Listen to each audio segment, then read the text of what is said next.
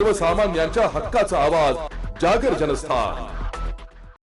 येवला तालुक्यातील आडगाव चोथवा परिसरात माणुसकी आणि प्राणीप्रेमाचे एक हृदयस्पर्शी उदाहरण समोर आले।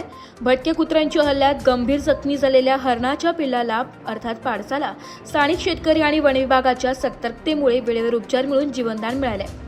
आडगाव चोथवा येथील गट नंबर 279 मध्ये संदीप परदेशी यांच्या शेतात भटक्या कुत्र्यांनी एका हरणाच्या पिल्लावर अचानक हल्ला चढवला। कुत्र्यांनी पिल्लाला घेरून ठिकठिकाणी लचके तोडल्यामुळे ते रक्ताळलेल्या अवस्थेत निपचित पडले होते। ही बाब शेतकरी संदीप परदेशी आणि प्रवीण परदेशी यांच्या लक्षात येताच त्यांनी जीवाची पर्वा न करता धाव घेऊन कुत्र्यांना पिटाळून लावले। वन विभागाच्या तत्परता सामाजिक कार्यकर्ते शरद राऊळ यांनी या घटनेची माहिती तात्काळ वन विभागाला दिली। घटनेचे गांभीर्य ओळखून वनपरिक्षेत्र अधिकारी यांच्या मार्गदर्शनाखाली पंकज नागपुरे व त्यांच्या पथकाने घटनास्थळी धाव घेतली।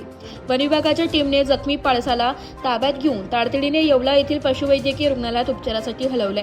शेतकरी आणि कार्यकर्त्यांच्या या समयसूचकतेमुळे एका मुक्या जीवाचे प्राण वाचल्याने परिसरात त्यांचे कौतुक होते।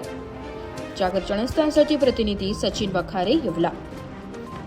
संदीप परदेशी इथं आडगाव शिवारामध्ये राहतो आणि आमच्या इथं आहे ना, मी पाणी भरत असताना एक कुत्रे हरणाच्या मागं लागले व त्याला धरलं। आम्ही पळत पळत जाऊन त्याला वाचवलं।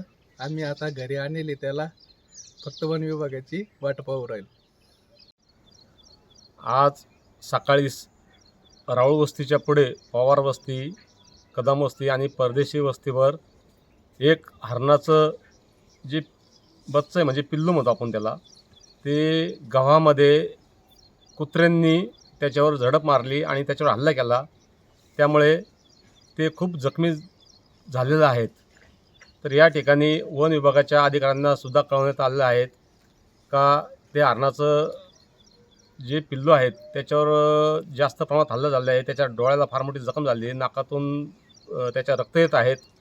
तर या ठिकाणी हरिण, मोर आणि बिबट्याचा सुद्धा वावर खूप मोठ्या प्रमाणात आहेत। मागच्याच आठवड्यामध्ये इथं जवळजवळ 2-3 कुत्रे, 2 बकऱ्या या हरणांनी या ठिकाणी खाल्लेल्या आहेत। या परदेशी कुटुंबाच्या ज्या कुत्रे जे होते ते बिबट्याने इथून उचलून नेलेले आहेत। तरी वन विभागाने याचा बंदोबस्त करावा आणि या रहिवाशांची जी दहशत आहे, ही दहशत या ठिकाणी खूप प्रमाणात बिबट्यामुळे वाढली आहे। बिबट्या 8 दिवसांनी 4 दिवसांनी कोणाला दिसतोच या भागामध्ये। तरी वन विभागाने याची काळजी घेऊन या रहिवाशांना संरक्षण द्यावे, या बाबतीत मी आपणास विनंती करत आहोत।